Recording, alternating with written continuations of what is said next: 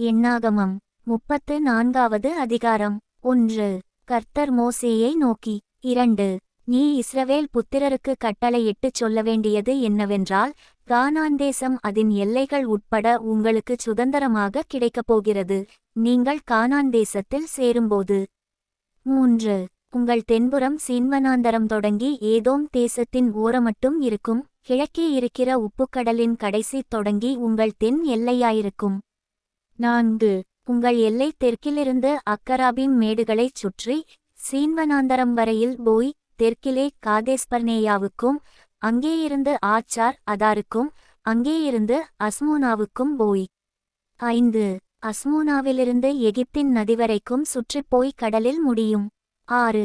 மேற்றிசைக்கு பெருங்கடலே உங்களுக்கு எல்லை, அதுவே உங்களுக்கு மேற்புறத்து எல்லையாயிருக்கும். 7. உங்களுக்கு வடதிசை எல்லை பெருங்கடல் தொடங்கி ஓர் என்னும் மலையை உங்களுக்கு குறிப்பாக வைத்து. 8. ஓர் என்னும் மலை தொடங்கி ஆமாத்திற்கு போகிற வழியை குறிப்பாக வைத்து அங்கேயிருந்து அந்த எல்லை சேதாத்திற்கு போய். 9. அங்கேயிருந்து அது சிப்ரோனுக்கு போய் ஆச்சார் ஏனானிலே முடியும், அதுவே உங்களுக்கு வடபுறத்து எல்லையாயிருக்கும். 10. உங்களுக்கு கீழ்த்திசை எல்லைக்கு ஆச்சார் ஏனானிலிருந்து சேப்பாமை குறிப்பாக வைத்து. 11. சேப்பாமிலிருந்து எல்லையானது ஆயினுக்கு கிழக்கிலுள்ள ரிப்லா பரியந்தமும் அங்கேயிருந்து கின்னரே கடல் பரியந்தமும் அதன் கீழ்க்கரையோரமாய். 12. அங்கேயிருந்து யோர்தான் பரியந்தமும் போய் உப்புக்கடலில் முடியும், இந்தச் சுற்றெல்லைகளையுடைய தேசமே உங்களுக்குரிய தேசம் என்று சொல் என்றார். 13.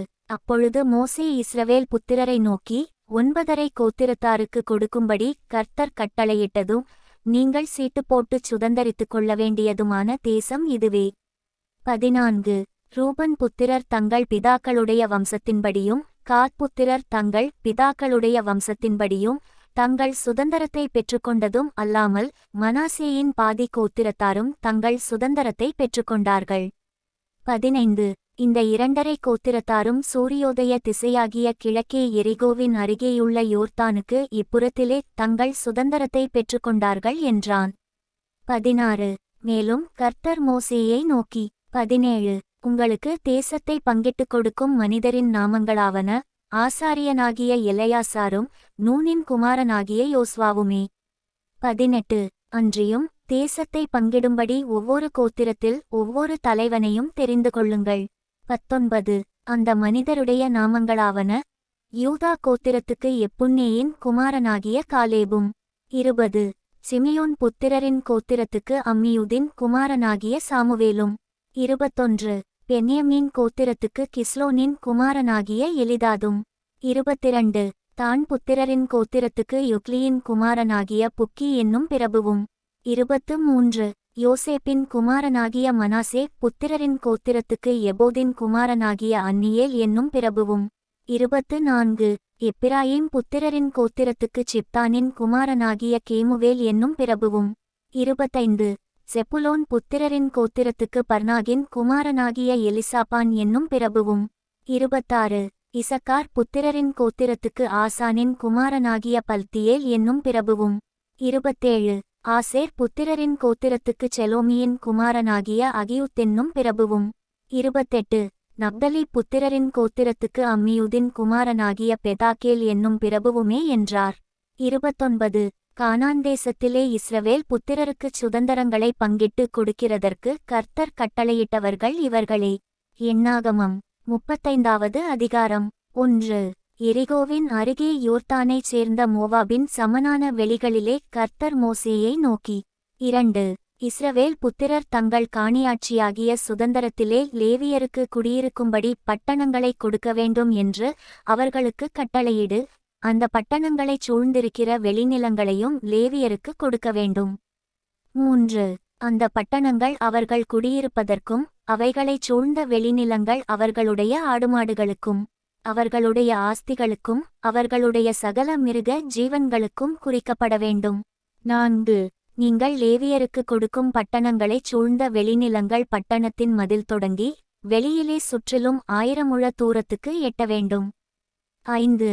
பட்டணம் மத்தியில் இருக்க பட்டணத்தின் வெளிப்புறந்தொடங்கி கிழக்கே 2000 முழமும் தெற்கே 2000 முழமும் மேற்கே 2000 முழமும் வடக்கே 2000 முழமும் அளந்துவிடக்கடவீர்கள். இது அவர்கள் பட்டணங்களுக்கு வெளிநிலங்களாயிருப்பதாக.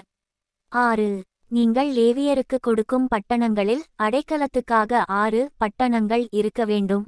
கொலை செய்தவன் அங்கே தப்பி ஓடிப்போகிறதற்கு அவைகளை குறிக்கக்கடவீர்கள். அவைகளையல்லாமல் 42 பட்டணங்களை அவர்களுக்கு கொடுக்க வேண்டும். 7. நீங்கள் லேவியருக்கு கொடுக்க வேண்டிய பட்டணங்களெல்லாம் 48 பட்டணங்களும் அவைகளைச் சூழ்ந்த வெளிநிலங்களுமே. 8. நீங்கள் இஸ்ரவேல் புத்திரரின் சுதந்தரத்திலிருந்து அந்த பட்டணங்களை பிரித்து கொடுக்கும்போது அதிகமுள்ளவர்களிடத்திலிருந்து அதிகமும் கொஞ்சமுள்ளவர்களிடத்திலிருந்து கொஞ்சமும் பிரித்து கொடுக்க வேண்டும். அவரவர் சுதந்தரித்து கொண்ட சுதந்தரத்தின்படியே தங்கள் பட்டணங்களில் லேவியருக்கு கொடுக்கக்கடவர்கள் என்றார். 9. பின்னும் கர்த்தர் மோசேயை நோக்கி 10. நீ இஸ்ரவேல் புத்திரரோடே சொல்ல வேண்டியது என்னவென்றால், நீங்கள் யோர்தானைக் கடந்து கானான் தேசத்தில் பிரவேசிக்கும்போது. 11. கைப்பிசகாய் ஒருவனை கொன்று போட்டவன் ஓடிப்போயிருக்கத்தக்க அடைக்கல பட்டணங்களாகச் சில பட்டணங்களை குறிக்கக்கடவீர்கள். 12. கொலை செய்தவன் நியாயசபையிலே நியாயம் விசாரிக்கப்படுமுன் சாகாமல் பழிவாங்குகிறவன் கைக்கு தப்பிப்போயிருக்கும்படி அவைகள் உங்களுக்கு அடைக்கல பட்டணங்களாய் இருக்கக்கடவது. 13. நீங்கள் கொடுக்கும் பட்டணங்களில் 6 பட்டணங்கள் அடைக்கலத்துக்காக இருக்க வேண்டும். 14. யோர்தானுக்கு இப்புறத்தில் 3 பட்டணங்களையும் கானான் தேசத்தில் 3 பட்டணங்களையும் கொடுக்க வேண்டும். அவைகள் அடைக்கல பட்டணங்களாம். 15. கைப்பிசகாய் ஒருவனை கொன்றவன் எவனோ அவன் அங்கே ஓடிப்போயிருக்கும்படிக்கு அந்த 6 பட்டணங்களும் இஸ்ரவேல் புத்திரருக்கும் உங்கள் நடுவே இருக்கும் பரதேசிக்கும் அந்நியனுக்கும் அடைக்கல பட்டணங்களாய் இருக்க வேண்டும். 16. ஒருவன் இருப்பு ஆயுதத்தினால் ஒருவனை வெட்டினதினால் அவன் செத்துப்போனால் வெட்டினவன் கொலைபாதகனாயிருக்கிறான். கொலைபாதகன் கொலை செய்யப்பட வேண்டும். 17. ஒருவன் ஒரு கல்லை எடுத்து சாகத்தக்கதாக ஒருவன் மேல் எரிகிறதினாலே அவன் செத்துப்போனால் கல்லெறிந்தவன் கொலைபாதகனாயிருக்கிறான். அவன் கொலை செய்யப்பட வேண்டும். 18. ஒருவன் தன் கையில் ஒரு மர ஆயுதத்தை எடுத்து சாகத்தக்கதாக ஒருவனை அடித்ததினால் அவன் செத்துப்போனால் அடித்தவன் கொலைபாதகனாயிருக்கிறான். கொலைபாதகன் கொலை செய்யப்பட வேண்டும். 19. பழிவாங்க வேண்டியவனே கொலைபாதகனை கொல்ல வேண்டும். அவனை கண்டமாத்திரத்தில் அவனை கொன்று போடலாம். 20. ஒருவன் பகையினால் ஒருவனை விழத்தள்ளினதினாலாயினும் பதுங்கியிருந்து அவன் சாகத்தக்கதாய் அவன்மேல் ஏதாகிலும் எரிந்ததினாலாயினும். 21. அவனை பகைத்து தன் கையினால் அடித்ததினாலாயினும் அவன் செத்துப்போனால் அடித்தவன் கொலைபாதகன். அவன் கொலை செய்யப்பட வேண்டும். பழிவாங்குகிறவன் கொலைபாதகனை கண்டமாத்திரத்தில் கொன்று போடலாம். 22. ஒருவன் பகையொன்றும் இல்லாமல் சடுதியில் ஒருவனை தள்ளி விழப்பண்ணினதினாலாயினும் பதுங்கியிராமல் யாதொரு ஆயுதத்தை அவன்மேல் பட எறிந்ததினாலாயினும். 23. அவனுக்கு பகைஞனாயிராமலும் அவனுக்கு தீங்கு செய்ய நினையாமலும் இருக்கையில் ஒருவனை கொன்று போடத்தக்க ஒரு கல்லினால் அவனை காணாமல் எரிய அது அவன்மேல் பட்டதினாலாயினும் அவன் செத்துப்போனால். 24. அப்பொழுது கொலை செய்தவனையும் பழிவாங்குகிறவனையும் சபையார் இந்த நியாயப்படி விசாரித்து 25. கொலை செய்தவனை பழிவாங்குகிறவனுடைய கைக்கு தப்புவித்து அவன் ஓடிப்போயிருந்த அடைக்கல பட்டணத்துக்கு அவனை திரும்ப போகும்படி செய்யக்கடவர்கள். பரிசுத்த தைலத்தினால் அபிஷேகம் பெற்ற பிரதான ஆசாரியன் மரணமடையுமட்டும் அவன் அதிலே இருக்கக்கடவன். 26. ஆனாலும் கொலை செய்தவன் தான் ஓடிப்போயிருக்கிற அடைக்கல பட்டணத்தின் எல்லையை விட்டு வெளிப்பட்டிருக்கும்போது. 27. பழிவாங்குகிறவன் கொலை செய்தவனை அடைக்கல பட்டணத்துக்கு வெளியே கண்டுபிடித்து கொன்று போட்டால் அவன்மேல் இரத்தப்பழி இல்லை. 28. கொலை செய்தவன் பிரதான ஆசாரியன் மரணமடையுமட்டும் அடைக்கல பட்டணத்திலிருக்க வேண்டும். பிரதான ஆசாரியன் மரணமடைந்த பின்பு தன் சுதந்திரமான காணியாட்சிக்கு திரும்பி போகலாம். 29. இவைகள் உங்கள் வாசஸ்தலங்களிலெங்கும் உங்கள் தலைமுறைதோறும் உங்களுக்கு நியாயவிதி பிரமாணமாயிருக்க கடவது. 30. எவனாகிலும் ஒரு மனிதனைக் கொன்று போட்டால் அப்பொழுது சாட்சிகளுடைய வாக்குமூலத்தின்படியே அந்த கொலைபாதகனை கொலை செய்யக்கடவர்கள். ஒரே சாட்சியைக் கொண்டு மாத்திரம் ஒரு மனிதன் சாகும்படி தீர்ப்பு செய்யலாகாது. 31. சாகிறதற்கேற்ற குற்றஞ்சுமந்த கொலைபாதகனுடைய ஜீவனுக்காக நீங்கள் மீட்கும் பொருளை வாங்கக்கூடாது. அவன் தப்பாமல் கொலை செய்யப்பட வேண்டும். 32.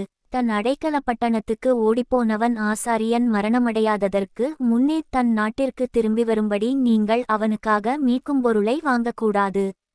33 நீங்கள் இருக்கும் தேசத்தை பரிசுத்த குலைச்சலாக்காதிருங்கள்.